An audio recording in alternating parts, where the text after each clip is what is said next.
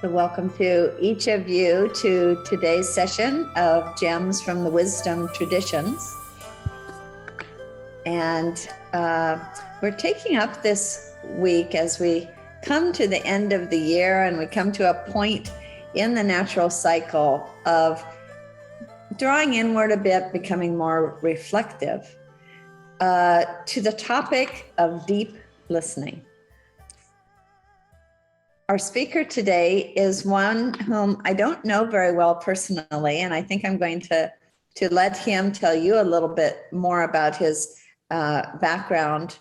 I can tell you that he has studied under a couple of the different Buddhist traditions. So he's going to be speaking to us today from the Buddhist tradition, and with the caveat that this is not a subject that comes very easily to him. And so he's taking it on very self-sacrificially, I think, on our behalf, to really delve into something that he would like to know more about, that he would like to have more a personal experience of.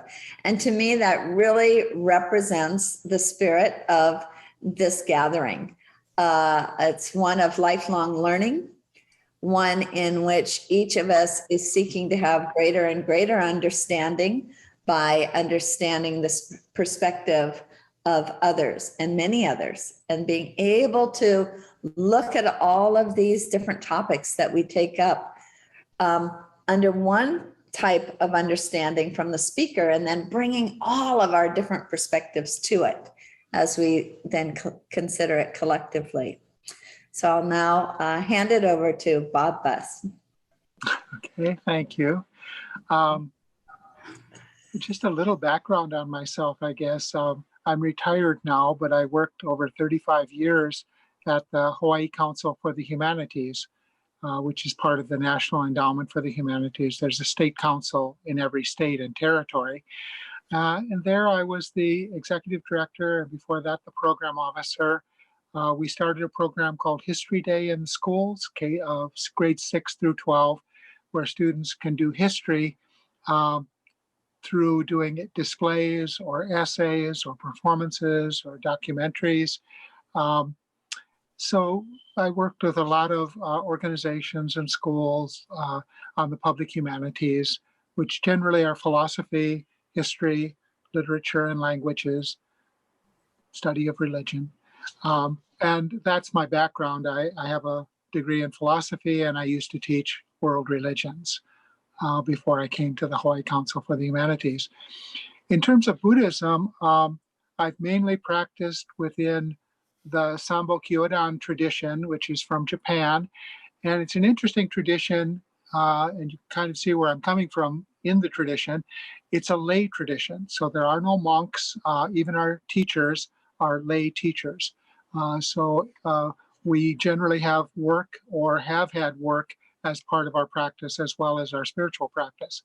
It's also a blend of two types of Zen in Japan, Rinzai Zen, which tends to focus on the study of koans. And you may or may not know what a koan is, but it's a puzzle, a story that you can't unwrap rationally. You have to somehow demonstrate it to the core of your very being, which is a lot like listening. And the second strain is Soto Zen, mainly thought of as the Zen practiced by Dogen Zenji. And its main practice is shikantaza, which is just sitting.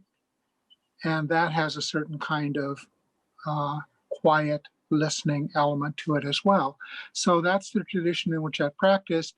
I have also sat retreats with Vipassana Hawaii and also listened to teachers within the Thich Nhat Hanh tradition. So that's basically my background. What I wanted to do today is talk about listening in Buddhist practice in three different ways. And I'm thinking of it as a kind of hermeneutical circle, you know, a coiled slinky. As you go around the circle, the first time around, I'm thinking of it as the listening psychologically.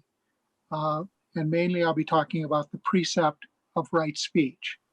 As you know, in Buddhism, the Buddha first taught the Four Noble Truths. 1, there is suffering, dukkha. 2, there is a cause of suffering, which is desire, literally thirst. 3rd, there is a way out of suffering, which is to cut off desire. And the way to do that is to follow the Eightfold Path. And there are 8 practices: right effort, right action. Right about in the middle is right speech. And that's what I'll be talking on that first circle. The next circle, kind of coiling down the slinky, is the spiritual sense of listening. And that is to connect with the earth. There's a very heart of Zen is to say, this is it. And the this is a koan. You've got to figure it out from your very being. But ultimately, it is the interconnectedness of all being, what Thich Nhat Hanh called interbeing. That is a direct practice that the Buddha spoke of. And it also involves the concept of emptiness. So somehow that second circle spiritually is to sit with the earth and to quiet your mind. The third level is a little trickier to understand. I came across it as a reference to the hum of the world. Those of you that are practicing or know about Romanticism might like Coleridge's poem called The Aeolian Harp, a kind of vibration of the world out of which comes both silence and sound. So that's a very primordial kind of experience, difficult to practice. And basically, that's what I was going to talk about today, are the 3 levels of listening connected with that. So the first, listening with compassion, deep listening in Buddhist practice. Deep listening is more than hearing with our ears. It includes taking what is revealed in any given moment with our body, our spirit, and our heart. And keep in mind here that in the Asian traditions, especially in China, Xin is both the word for heart and for mind. They know there are 2 different things, but they come from one source. Just as there's one Buddha, but there are 2 bodhisattvas. Manjushri, the bodhisattva of wisdom, Avalokiteshvara, the bodhisattva of compassion. In Pure Land Buddhism, which is about the same time as Zen, there's a sense of the pure land and listening, and they have a concept called manpo, which is deep hearing, to hear the Dharma, the truth, the law, the spiritual reality in what you are listening to. So you hear the call of the Buddha in each person. And that is to say, right speech is involving compassion. There's a quote I came across by David Oxberger, which I don't know where it comes from. He was just quoted. He says, being listened to is so close to being loved that most people can't tell the difference. Thich Nhat Hanh, who's a Vietnamese Zen Buddhist, but in Vietnam, you have the Mahayana tradition of Buddhism coming down from China, which is Zen. And then you have Vipassana, or mindfulness practice, coming over from India. And it's a blend of that. And he clearly does blend both of them. But Thich Nhat Hanh is very well known. He especially has practiced with veterans of the Vietnam War. He says, we surely have not cultivated the art of listening and speaking. We do not know how to listen to each other. We have little ability to hold an intelligent or meaningful conversation. The universal door of communication has to be opened again. And here there's a distinction between listening, which is with your heart, and hearing, which is with your ears. And that's where we come to the Bodhisattva of Kuan Yin, the Bodhisattva of compassion. And her name actually means the one who hears the cries of the world and does not turn away. So I'll end this section by basically giving Thich Nhat Hanh's version of the vow of right speech. And a vow is to say, this is my practice. Here's how I'm going to go about it. Aware of the suffering caused by the world, the inability to listen to others, I vow to cultivate loving speech and deep listening in order to bring joy and happiness to others and relieve others of their suffering. And it's interesting that deep listening in this sense would include the truth, but it's not limited to the truth. If someone says, does this dress make me look fat? Truth isn't the point. They're not asking for how you see reality. They're asking to listen to themselves. Just as another example, say someone says, I'm 45 years old this year, and you happen to know, having seen their driver's license at work or something, that they're actually 7 years older than that. You could correct the situation. You could say, oh, no, you're mistaken. You're actually much older. But you have to listen to say, what is that person saying? Are they saying, I'm 40 years old? Or are they saying, I am deeply afraid of aging. I am confronting old age with a difficulty, and I'm trying very hard to present myself as a younger person. And it takes a lot of compassion to understand that what someone is saying is important to right speech. It's not at all knowing what to say, how to say it, when to say it, whether to say it. Commonly in right speech, the first thing in your head might be, is the person ready to hear what I would most like to tell them? Or is it not the right time? It's just, I know by what they're saying, what they want to hear, and you relate to that. You still speak honestly, but you don't necessarily speak literally, truthfully. And I think this comes to the second level of listening, and that is to listen spiritually. Shakyamuni is sometimes known as the silent sage. Shakyamuni, Muni, silence. He didn't talk about everything he could have talked about. I was told by my teacher that the direction of Zen is down. Your breath sinks into your dantian. You get close to the earth. You settle. And then this is your practice. Tathagata is what comes. This comes, that which comes, and how you experience it. It's listening to the silence and what comes out of the silence. I'm going to give a koan now. A young monk went to the Zen master and said, I have come to study the truth of Zen. Where can I start? The master said, can you hear the murmuring of that brook, of that mountain stream? The monk said, I can hear it. The master said, enter Zen from there. There's a haiku that I like. It's probably the most famous haiku. Almost everyone has heard it. It's called The Old Pond by Basho. The old pond, a frog jumps in, sound of water. And literally in Japanese, it is the sound of water. So you could say, the old pond, a frog jumps in, or however water sounds to you. A later figure, Sengai, who is a great humorist and caricaturist as well as calligrapher, gave a different version of this. He said, the old pond, Basho jumps in, sound of water. The old pond, Basho jumps in,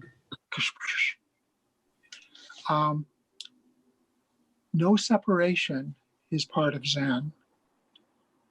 There's another koan. When both hands are clapped, a sound is heard. Listen to the sound of one hand. Who is it that hears that sound?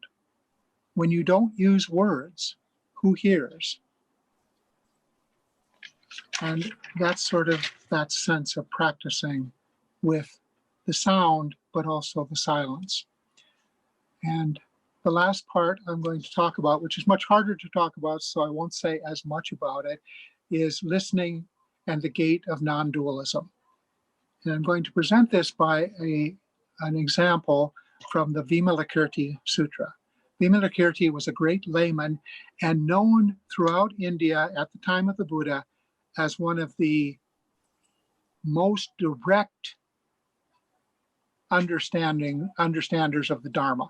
In other words, the one guy you didn't want to get into Dharma combat with because he would always go deeper than your thought. The Buddha came to all of the practitioners and said, I want someone to go to Vimalakirti, he's ill. And each one said, no, I'd rather not go. I know he's going to make me look bad because, he is the great Vimalakirti. Finally, they get to Manjushri, the Bodhisattva of wisdom. And he says, well, I've had some dealings with him and I would hesitate to go, but if you want someone to go, I will go. And so they all go. And of course, it promised to be a great show. So 32,000 Mahasattvas, Bodhisattvas, present Buddhas, Arhats come and to Vimalakirti's hut, which is famously 10 foot by 10 foot by 10 foot. And they all fit in wonderfully. And just to give you a sense of them, one of the people says, well, there's no chairs here. And Vimalakirti said, did you come to hear the Dharma or did you come to have a place to sit? And yeah, I came to hear the Dharma. And then he produces great thrones for everyone to sit on. Plenty of room, plenty of accommodation. Manjushri asks him, how is it that someone as enlightened as yourself is sick? And Vimalakirti says, I am sick because the whole world is sick. If the world was to get better, I would get better. And that's a very interesting story, and we can go deeply into it. But the actual practice of the sutra is asking the question, how does the Bodhisattva enter the gate of non-duality? No distinction between object and subject. All of them kind of give an answer. Vimalakirti knocks them all down. Manjushri finally says, it can't be spoken. It must be said. It must not be said aloud. And that also is shown not to be right. So then finally they say, well, Vimalakirti, you have suggested what is wrong with our views. What is your view? And the famous example is Vimalakirti sits in silence and doesn't say a word. It's sometimes referred to as the great thundering silence of Vimalakirti. It's not just saying it must be done in silence, it is being silent. The great silence of Vimalakirti. And this is sort of the last level. It's the world alive with sound before the sound happens. It's the threshold between sound and silence. It's the ground of being. In Taoism, it's the uncarved block, out of which is carved silence, out of which is carved sounds. The still point of the turning world. There the Dharma is. Except for the point, the still point, the world is, there would be no dance, and there is only the dance. Obviously, that's T.S. Eliot. But how do you touch the ground of being?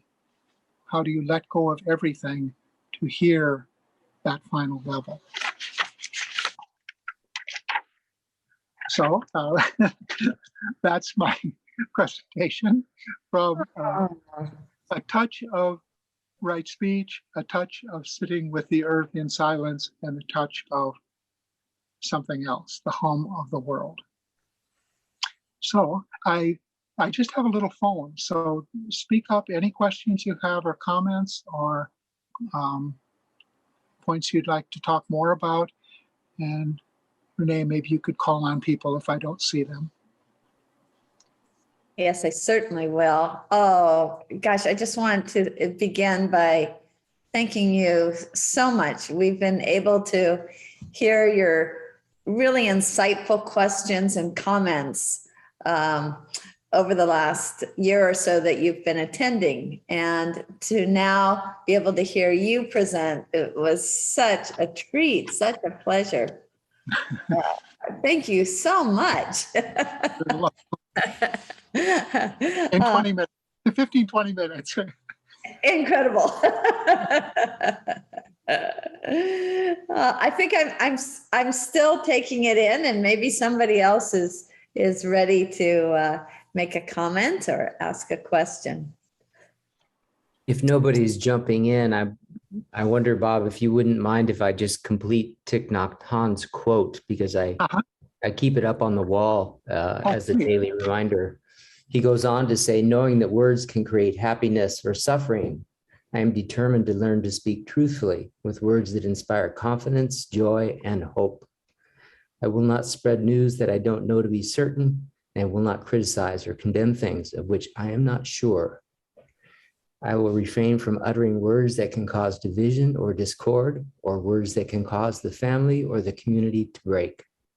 I am determined to make all efforts to reconcile and resolve all conflicts, however small. That's wonderful. Yeah, Nhat Hanh is easy to put on the wall because he not only has these wonderful thoughts, but he generally tends to draw a picture around them too. So the calligraphy and the picture is kind of right there. And, you know, he was very much involved with the Vietnam conflict, and he tried to really balance both sides of not taking sides, but trying to be really listening to both. And that's, I think, part of it. He's really saying, there was a poem he wrote called Call Me by My True Name. And he was really saying, I am not separate from anyone. I'm not separate from the person trying to escape, the boat person on the boat, but I am also not separate from the pirate coming to kill and rape that person. They're all right there with me. And I have to take that in as I respond, however that is, both speaking and listening enough to know what to say. Diana. I am deeply touched by both the talk and the poem. And what I really liked, Bob, was that you brought in all the non-dualism of deep listening.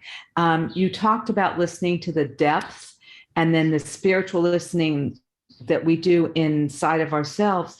But the non-dualism is, how do we listen to someone else? How do we deeply listen to them also as part of our practice of compassion and love? And I just thought it was beautiful. And I really liked Thich Nhat Hanh. I'm glad you continued that, David, because I really liked the vow to cultivate loving speech and deep listening to bring joy to others and bring joy to others. But also, when we're talking about non-dualism, there is no difference between myself and others. And so if I am deeply listening to myself, I am deeply listening to others. And so many people not forget. I think that's the practice. I don't want to judge that. I think that's the practice of, we can deeply listen inside of ourselves, but how do we deeply listen to the other as ourselves? And I really appreciated how you brought in those three levels. So thank you very much. You're welcome. You know, non-dualism is the trickiest thing in the world. And it's a part of a lot of the koans. There are hundreds of koans, and many of them deal with non-separation. But there's one that says, not one, not two, the path is put right. The not two is pretty easy. Not you and me, not two separate beings. But what about not one? And that's kind of tricky, because there is a wholeness. There is the one that we're all trying to reach. But as soon as you say the one, it's the two. And, you know, as soon as you say something, Vimalakirti is going to have, hey, you've said too much. You've put a head on top of your head. There's great difficulty to truly be non-dual, to not have that.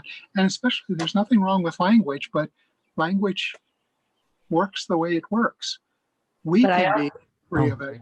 I also think sometimes we move into the oneness, and we forget that we need our own boundaries and our own sense of self. And so many people move into own sense of self and boundaries and judgment, or just even in a healthy way. How do I stay in my sense of self and not get caught with the everyone else, what they're thinking and doing, and yet honor myself as well as honor the one. So in the not one, not two, not one, it's almost like it's like honoring both at the same time. And the only way that you can really do that is in the silence, because anytime you speak, you're either in oneness, you're really in that dualism. So I think that's a really important thing that I think many people forget. If they're on the spiritual path, they give themselves away and burn out, or they give themselves away to take care of others. So they forget themselves as part of that.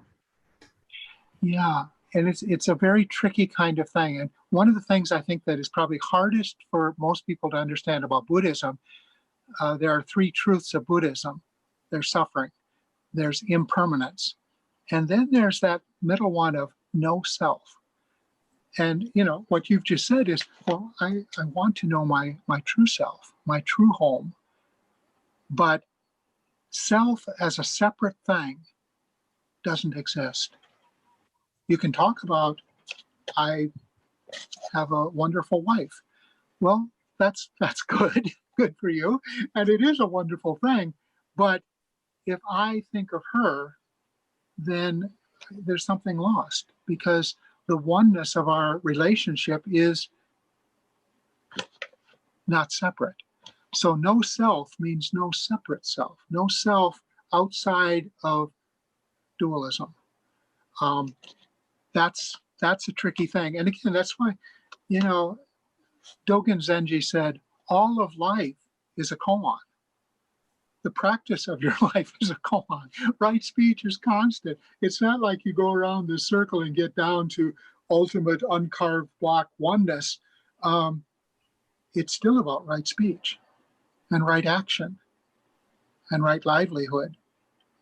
When I was retired, I'm happy. When I was working, I was happy, but under a lot more stress. That's just the reality. But the oneness of non-dualism, it does include the dual as well as the oneness. It includes both. And so it's like in non-dualism, in that deep silence, we can't understand it with our logical mind or with our ego, but it includes both. It includes the good and the bad. It includes all of that in the oneness as part of that. Yeah, there's a wonderful, it's from the third patriarch. He said, the great way is not difficult. It only precludes picking and choosing. Where is the place where we pick and choose? Who is picking and choosing? If you're not attached, you're just fine. If you let it go, you're fine. But if you carry it with you, very heavy. There's a koan that said, can you ease my mind?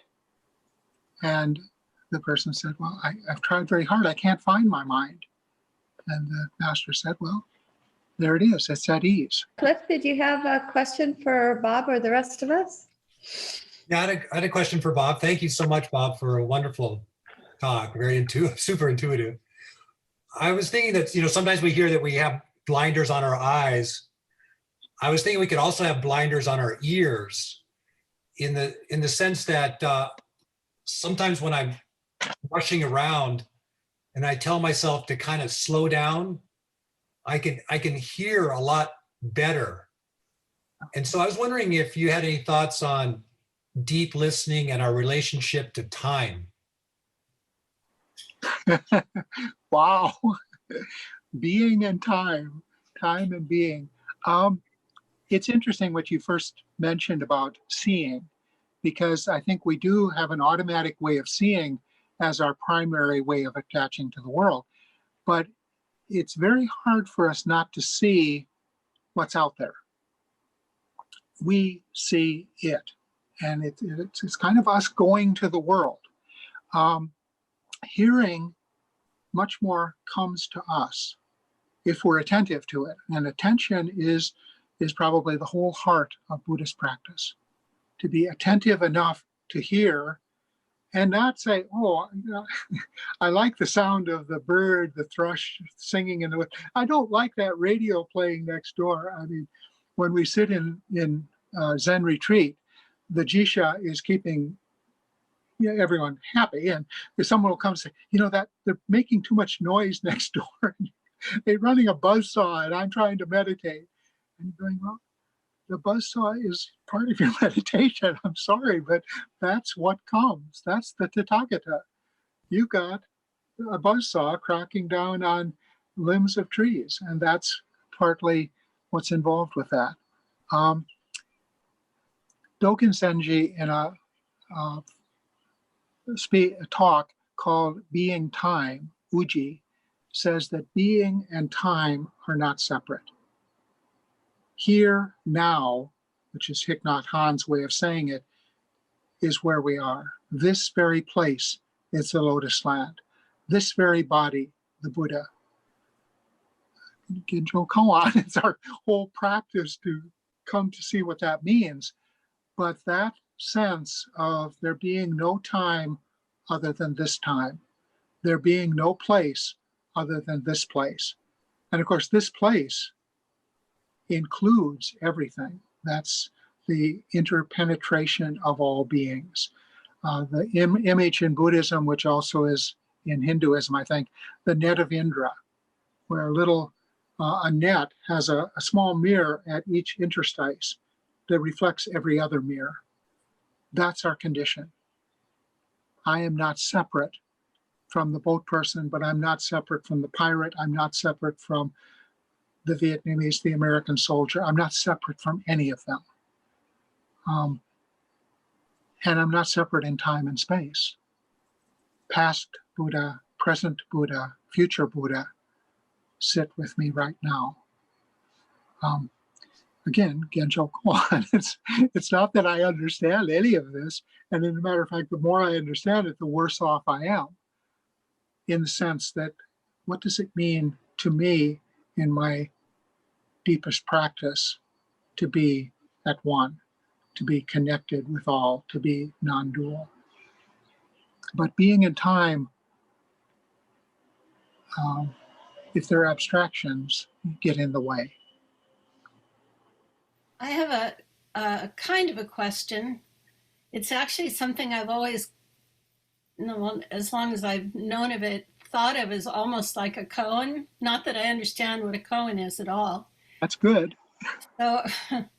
So maybe in Native American traditions, there are others as well, but they're often words, which words are related to sound. There are often more verbs than there are nouns. And as I said, I've heard that said about other cultures. Mm-hmm. So I was wondering about that idea. You can see that nouns tend to separate and kind of objectify things so that you can discern between one thing and another. But to look at something that you would normally think of as a noun, as a verb, is really a different thing. And I kind of can get a feeling for it, but I can't say I really understand it. Is that something that in Zen you could relate to? I think there is that sense where, in a way, Zen, by being here now, is to basically listen to things as they're coming, thus comes. And so there aren't really objects, there's the singing. So everything kind of comes as a verb in a way. The sound of the stream is not a stream out there making a sound. It is the streaming itself, the bubbling brook. I had a quote in mind, and I know I'm not going to drag it out now, but there is a sense where, having things come is the point. Dogen Zenji, again, once said, going to the things out there is delusion. Going to the 10,000 things, going to objects out there is delusion, the opposite of understanding. Having the 10,000 things come to you is enlightenment. How is it that they would come to you? Well, they come as sound. They don't come up and whack you on the head and, bite you or whatever. It's coming as a process of being. So I think that's a wisdom in all traditions, is that things are not separate and objectified out there. One way of talking about dualism is just objectifying your experience to carry it with you as an object. That's, I think, one of the key parts of understanding how things come, that there's no separation between these bits of time or bits of being. Being connected means it's being a verb. And that's the hardest thing when you're sitting in Zazen for an all-day retreat and your knees hurt and your back hurts, and, well, you're sitting. Before, I wanted to mention that it sounds as if your answer to Donna about verbs and nouns is very much related to the question that Cliff was asking about making time. Somehow that making time, it allows more of that deep listening to occur. Yeah. Because you're allowing things to come. Yeah. It's interesting. In a sutra called the Mountains and Rivers Sutra, it talks about the green mountains are walking. You could also say, I'm walking in the green mountains, but that would be wrong. The green mountains are walking. That's a verb. That's a verb of, I guess, what Thoreau would call sauntering. Sauntering, as he breaks it down, probably incorrectly, but etymologically is that santer, no place. Placing, Saint Terre, holy land. The green mountains are walking. That's the experience of walking in the mountains. The mountains are walking. A frog jumps in. Basho jumps in. Bob jumps in. So we call on Carolyn. Thank you. Okay. I'm wondering how some of the practices you're describing are hindered by memories. You mentioned, for instance, the Vietnam soldier, and immediately I started having memories of images that make me angry that he was put in that situation. And so a chain of memory starts to unfold, and it seems kind of difficult to attain some escape other than going out and jogging a bit. So could you mention the problem and resolution of just ordinary memories that are so ready to rush in and not bring calm or understanding or anything? They just, so I'll leave it there. I think Thich Nhat Hanh, when he was talking, was to say, anger is also my name. Sadness is my name. You don't get rid of sadness. The Buddha was angry at times. If your father dies, you're sad. I mean, that is not something to get rid of.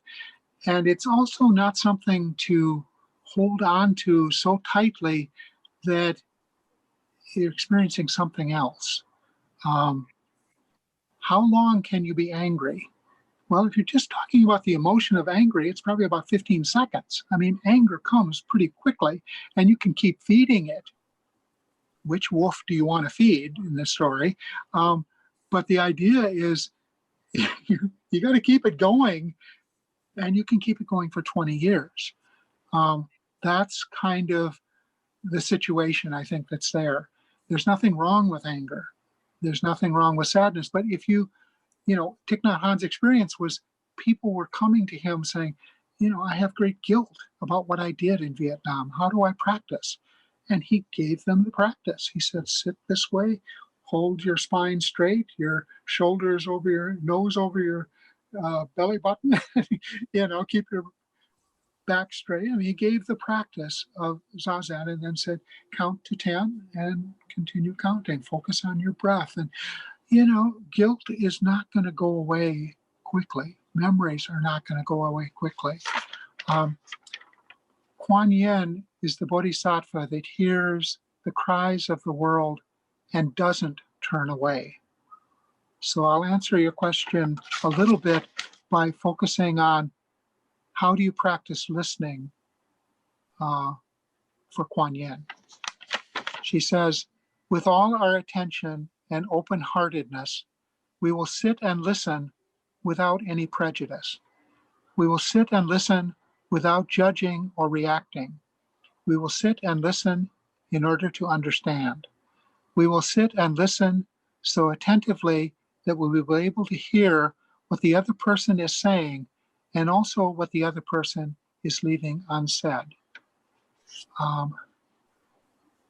That takes a special person. I don't know anyone except Thich Nhat Hanh that had so much compassion that he could actually come to the place out of which he really experienced. He was in the midst of the Vietnam War. He saw monks burn themselves alive. He saw pirates raping boat people. He saw all of this. And he didn't turn away. He's my Buddhist hero. There are a lot of Buddhist heroes. You know you're not going to reach their level, but that list I just gave is something you can try to practice. Right now, with the times we're in, prejudice is all around us. And it's deep in our institutions. It's deep in our memory, our cultural memory, possibly our physical memory. I came from Minnesota, so, you know, there were no Black people in Minnesota, in rural Minnesota where I grew up. I think there was one family that lived in the small town and they disappeared long before I came into the earth. But there is prejudice, and that will come in whatever form it comes, you know, and it's not just us, it's the times we were born into. We are thrown into the world. We didn't choose it. I'm not talking about karma in Buddhism, but karma is part of Buddhism. It's not an accident. I was born in 1949 in Spring Valley, Minnesota, and now I'm 72 years old living in Honolulu. You know, it's my karma. My past lives have led me to this point. And now, what is my karma going forward? That's the practice of Buddhism. Through right speech, right action, right livelihood, right effort, right concentration, right activity, right views. Well, I was just going to say, Bob, listening to your talk right now, deep listening is almost the opposite of what I would have thought it would be. I would think that for deep listening, you need to block a lot of things out. But you're saying more like be open and receive, like that quote that Renee starts the meetings with about, like the ocean, be deep, you know, receive all rivers into you. So in a way, it's instead of saying no, it's more like saying yes and bring it on, bring your anger, deal with everything. Is that kind of it? Is that what deep listening is, an embracing kind of thing? I think it is. I mean, that was the second level I was trying to talk about, as listening as connecting and being part of the earth. Settle yourself down, and what comes, comes. The 10,000 things coming to you is enlightenment. And they just come and pass away. Don't hold on to them. My knee hurts. Okay, my knee hurts. What can I do about it? Well, you just did too much about it. You're giving it way too much attention. Go back to your breath. Go back to what's coming. That knee pain is only a infinitesimal part of what's coming. And here it is. I can't deal with it. Ring the bell, ring the bell. None of which you can control. But I think it is that. And there's a beautiful image of the Buddha when he became enlightened. And he saw the morning star, Venus, and he said, wonderful, wonderful. All beings are enlightened just as they are. Not an easy thing to understand, but we don't need anything. When we're sitting there, we don't need anything. We don't need to get anywhere. Nirvana is not out there. So you're right. What comes is your experience. This is it. Without any extra, without any, it's difficult not to put memories on top of it, put feelings on top of it. Liking and disliking, that's desire and thirst. I don't want this pain in my knee. I don't want the political situation that we have. I don't want global warming. I don't want climate change.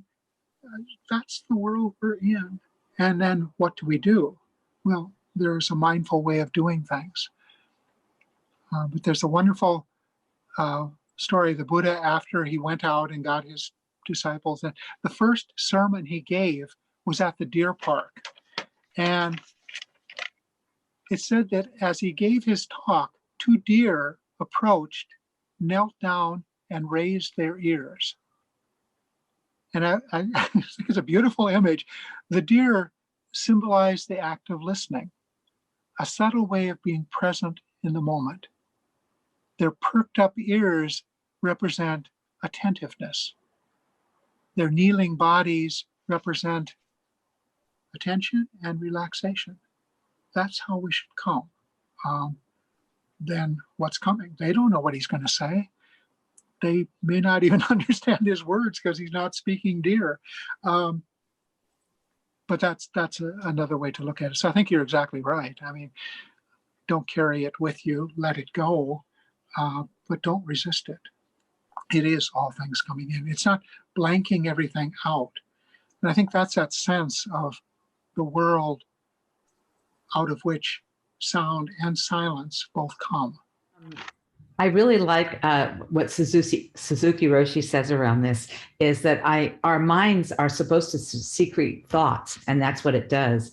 And during meditation, he would say, open the front door and open the back door and let the thoughts go through, or be like Mount Fuji and have the clouds go by. In meditation, you are going to have thoughts. People say, I'm going to have no thoughts. Well, you get times, and that is true, but thoughts come and go. And it's like, as you have them, sometimes we get caught and we go off with them for however long. And then we say, oh my gosh, I've been thinking, and we come back to breath. But if you can start noticing even the sound of a bird, it's like it comes and it goes, and you just keep going back. And I do Zazen meditation. So it's like coming back to the breath and bringing yourself back. And even during the day, if I get caught with all the stuff I'm hearing on the radio or whatever, it's like, if I can come back to my breath, I come back with faith and trust that I am listening and I am doing the right action of what I can do in this moment. But during sitting, I love the image of open the back door, open the front door, don't invite them for tea, and just come back to your breath. Oh. Diane, you always somehow complete my thoughts, put them into words. Thank you. I was thinking from a practical standpoint, this notion of being in a state of non-duality, engaging with somebody who's in a very dualistic place, literally, and how those various dyads, 2 people in a non-dual state, will just sit quietly and love one another. And but then, when one person's in and one person's out, it creates a little different dynamic in terms of, somebody's in this dualistic state. When you're in a non-dualistic state and you don't respond, it's a little inappropriate to where they're at. So you kind of have to, what you said earlier, Diana, about that the non-dual includes the dual as well. So being able to step into that place to where they're at is an idea that I can't quite put into words, but I think there's some practical application to all of this in terms of our ability to get along and to communicate, in the sense that we are separate in some ways. There's an interesting story in Zen. There was a famous monk who was known to be one of the holiest people of India. And so a disciple or a monk went to visit him, and he saw him sitting on a rock, and blossoms of flowers were falling down. Birds were flying and landing on him. And it was this amazing sight of such a holy spiritual person. And so the monk went in front of him and drew the character for Buddha in the dust right in front of him. And he went, "Oh, no, not me." And he says, "Why are you still holding on to that?" And suddenly the flowers stopped and the birds stopped. You shouldn't be so holy that you can't experience what comes. That's what sometimes is called the stink of Zen. To have such a Zen feeling that you are holier than anyone. Look at the birds come to be with you. You're so holy. You should not know that person. There's many stories in Buddhism of someone who goes into the world and really no one would know that they are. Bodhidharma, the great person who brought Buddhism from India to China, went to see the emperor, and the emperor said, "Well, who are you?" I'm "What do you practice?" And he says, "I don't know." And he said, "Do you understand?" And the emperor said, "No, I have no idea what you're talking about." So he walked away. The attendant said, "Do you know who that was? That was Bodhidharma." And he says, "Go after him." He says, "In 10,000 years, you will never bring him back. You've lost it. That was your chance. That was the one who brought Buddhism from the West, and you didn't get it." And that's the way you feel every time you focus on a koan with your breath. My knees hurt. That's what I got out of that one. Maybe more, but yeah, it's a tricky situation to think somehow that it's a special experience. It's just an ordinary. Someone asked, "What is Buddha?" Ordinary mind is Buddha. Carrying wood, carrying water, chopping wood. The instructions to the cook, how to be the tenzo, those are all ways of practicing and not holding on, no matter what happens. It's a wonderful path, even no one can practice it perfectly, but you can practice. Thought I'd ask Anne. I see her smiling and nodding her head. So some little experience that you might have that. Well, I'm not a deep thinker like everyone, but I do have what I've been listening on has touched me very much. I lost my husband this year, and for the first time, I have now a Buddhist altar in my house. So I wanted to participate in this to get a little more understanding of Buddhism. But I kind of feel what you're saying about letting go, because we have after so many days a service, and then 3 services before the deceased goes to the paradise, and through those steps, I feel lighter at each point. So we reach 49 days and I can let go little by little. And after the next 100 days, I really feel different. And although I'm not a devout Buddhist, somehow the daily ringing of the chime and those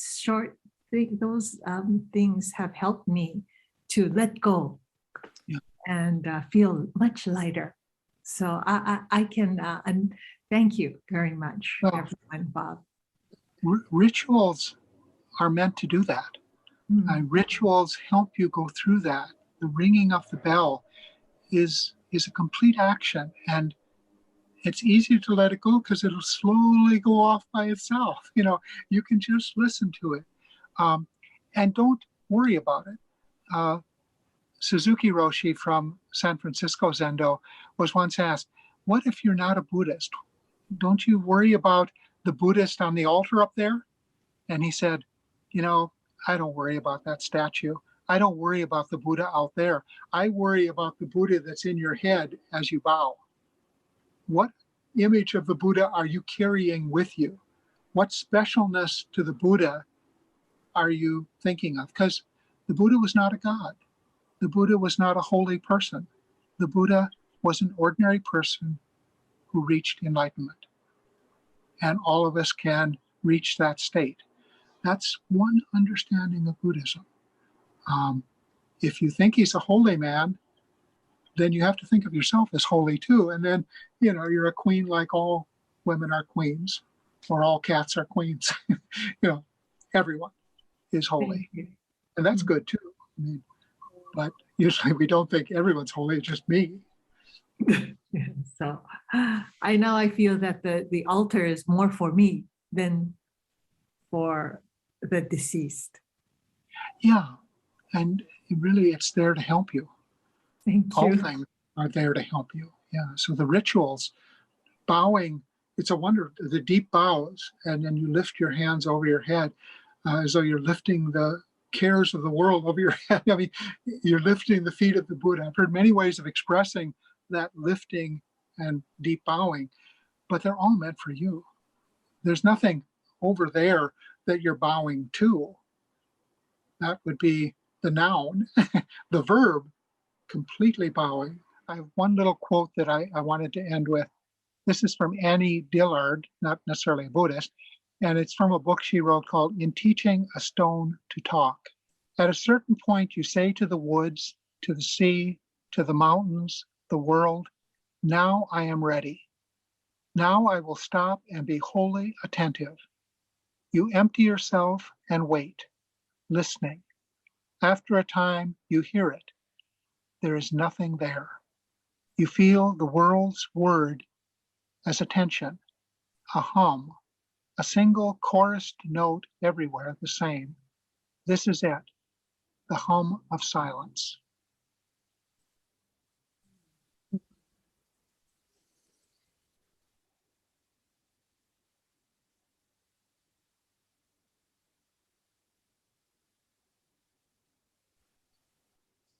That was really a deeply satisfying presentation that you gave, followed by a wonderful interchange amongst this group of ours. So many people were touched by what you said. And I think it was a testament to the depth to which you took us, allowing us that moment of silence at the end, which seemed to say so much. I just want to thank you so sincerely on behalf of all of us here and all of the, was it 32,000 who were Bodhisattvas. who I have no doubt were With my 10-foot virtual space. Just that big. They were sitting on their thrones, absolutely enthralled as well. Truly delightful. We are so blessed to have had this experience today. So everybody, if you could just give Bob a little round of thank yous. Really, it was so wonderful.